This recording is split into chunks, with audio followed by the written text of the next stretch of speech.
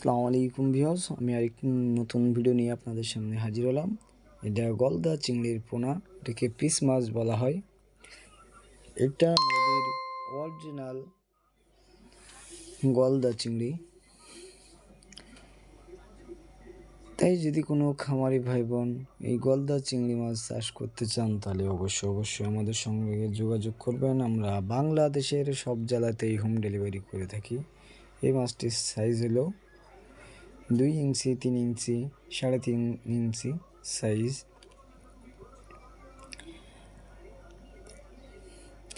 এই মাছটি আমরা ডেলিভারি দেওয়ার জন্য প্রস্তুতি করছি। এই আমাদের অক্সিজেন গাড়ি, আমরা এই অক্সিজেন করে মাছটি বরিশাল ডেলিভারি দেবো ইনশাআল্লাহ।